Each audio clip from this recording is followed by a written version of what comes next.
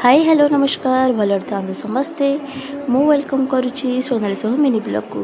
तो मु मोर एपटे सकाल जलखिया खाई छात उपर को आसी शाग सब बाछी देती भितर सी तांकर फूल तोड़ी देते गचरे पानी दे देते जेहेतु खरा होची पानी नदेले गछ सब झाउली जाऊँगी से पानी दे देते मु तल को आसिकी परिबा काटिदेली परिबा काटिबा भितर आमर मौसी आसिकी पहुँची गले।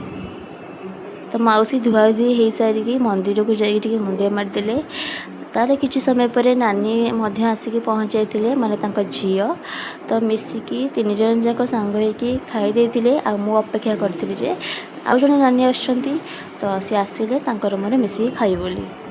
तो किसी समय पर नानी आसीगले तो आम दीज जाक मिसिक खाइलु किसी समय रेस्ट नहीं कि सी बाहरी गला घर को। नेक्स्ट वीडियो रे मु कहबी मौसी आमर कौन सब आनी थिले।